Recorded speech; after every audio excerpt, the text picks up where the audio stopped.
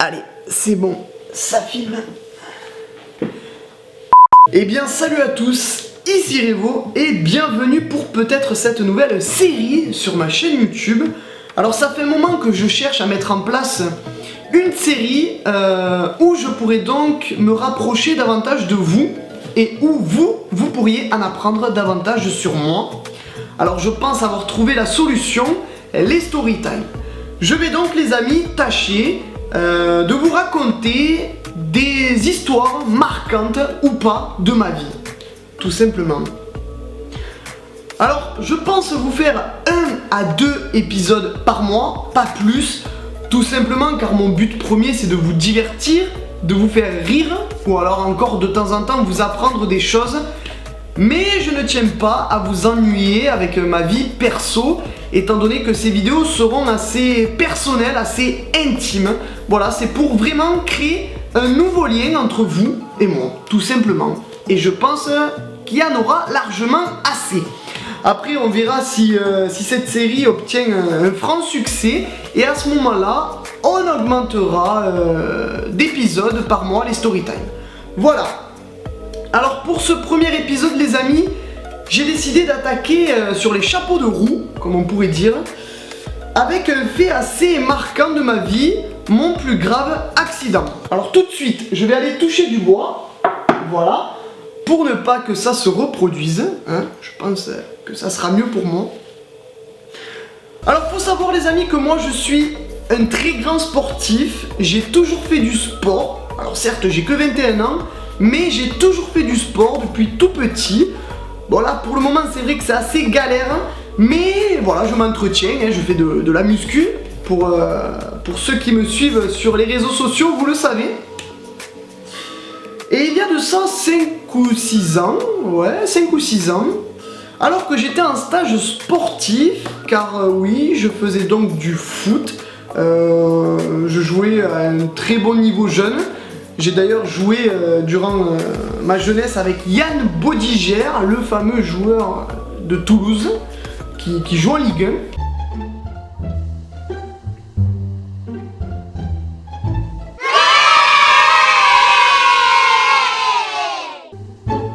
Hein, d'ailleurs, petite dédicace à toi mon poulet si tu regardes cette vidéo. Et donc pendant les trêves de foot, pour s'entretenir, je faisais des stages sportifs, alors des stages de vélo, de canoë, d'escalade, voilà. Et donc lors d'un stage sportif au mois d'avril, juste avant de passer mon brevet, à l'époque, j'étais en 3e, et ben les amis, j'ai eu donc mon plus grave accident. Alors je vais vous raconter cette journée, alors ça devait être une journée assez remplie, hein. Départ 8h du matin en vélo pour faire 15 ou 20 km. Après de là, on devait faire du canoë-kayak, on devait traverser un lac, puis ensuite de l'escalade et revenir après, donc au point de départ, en courant. Voilà, donc une journée assez chargée, assez costaud. Mais malheureusement pour moi, elle ne s'est pas passée comme prévu. Donc, on arrive au lieu du rendez-vous à vélo, bien entendu.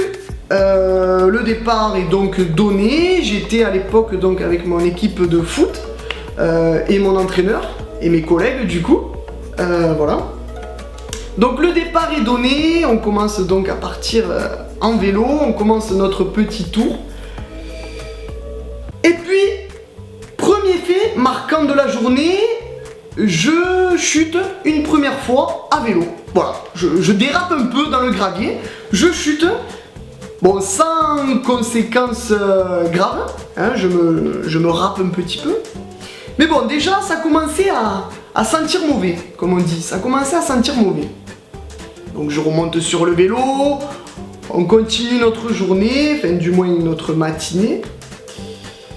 Arrive un moment les amis, où il y avait pas mal de voitures sur la route et donc on commence à se faire doubler par quelques voitures et à un moment donné il y a un gros 4x4 qui veut nous doubler, donc on est plusieurs en file indienne et moi je sais pas pourquoi je suis allé me mettre à côté d'un collègue collègue à moi.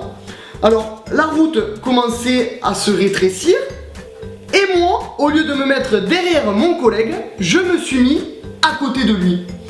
Le problème, c'est que quand on a 15-16 ans, qu'on chahute un peu et qu'on aime bien faire un peu les guignols, eh ben on s'est touché légèrement le guidon. On roulait à côté, on s'est touché légèrement le guidon.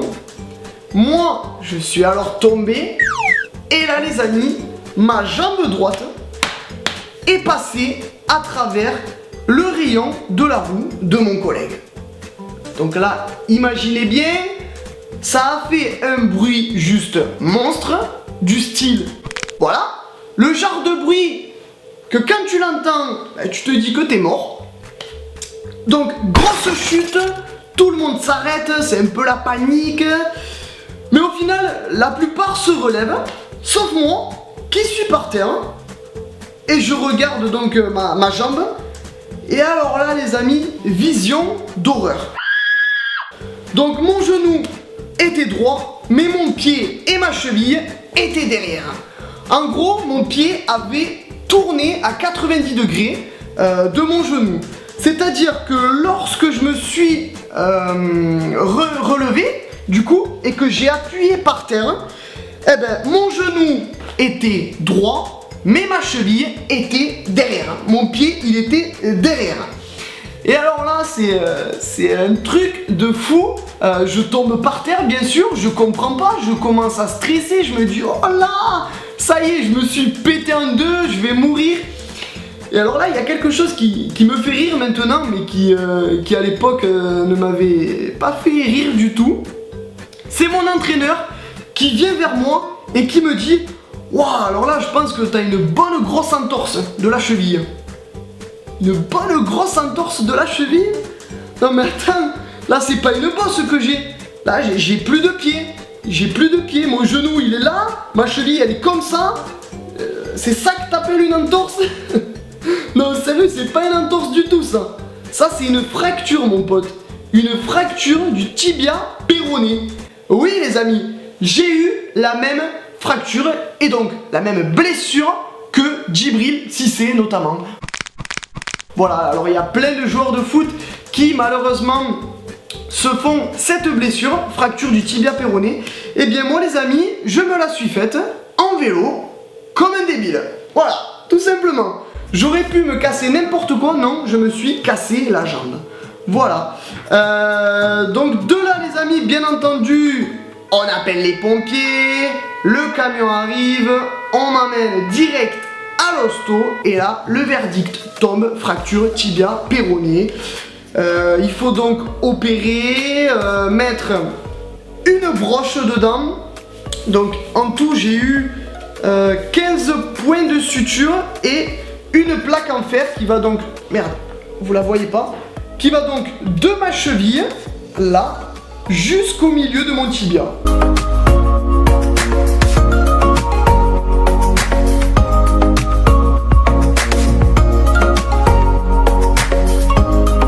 Voilà, avec donc des vis qu'on m'a donc mis dans l'os pour que l'os, bien entendu, se refasse, tout simplement.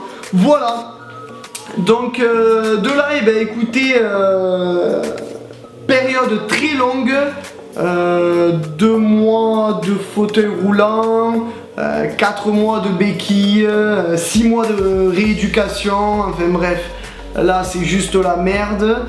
Donc 2 opérations du coup, parce que après cette opération, quand j'ai voulu reprendre le foot, recommencer à courir, eh ben, la plaque en fer elle me faisait mal parce que les vis ils m'appuyaient trop fort sur l'os.